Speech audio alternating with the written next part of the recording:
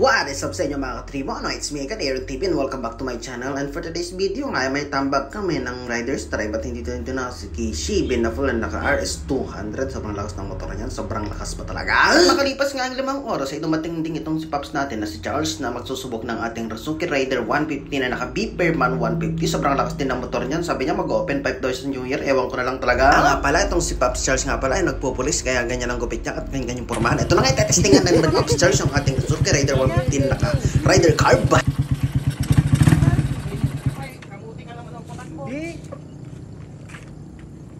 Buksan mo yung camera. Oh, hindi pa ako dito pa.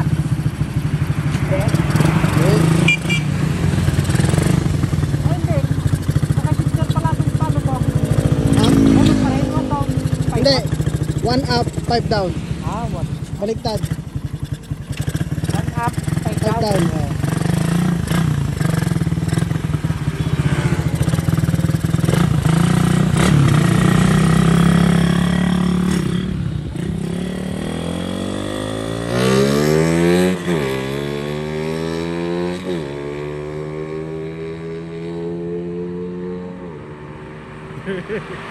Hindi lang yung siyon kaya mausok.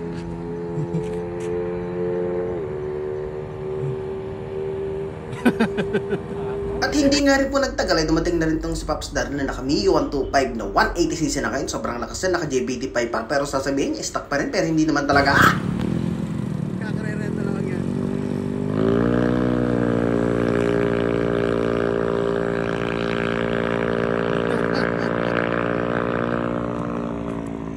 At hindi nga nagtagal mga katribo ay nagtestingan na yung dalawa na Mio 125 at Rider 150. Sobrang lakas nga talaga. Dun sa first hit nanalo itong Rider 150. Ewan ko lang kung ano nangyari, ba't nanalo siya.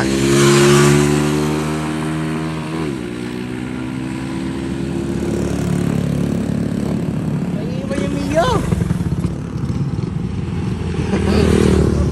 Ha? Tulin. No.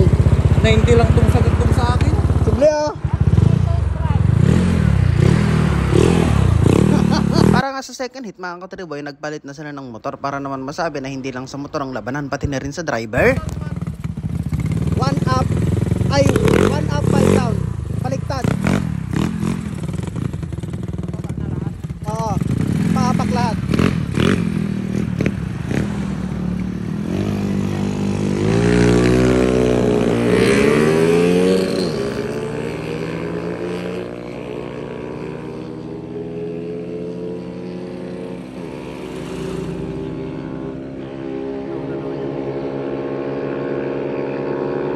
At para nga sa second hit mga katribo ay nanalo itong Mio na 180cc ni Daryl 125 mga katribo. Sobrang lakas nga naman talaga kasi ng kargadong ito, naka JBT5 pa nga eh.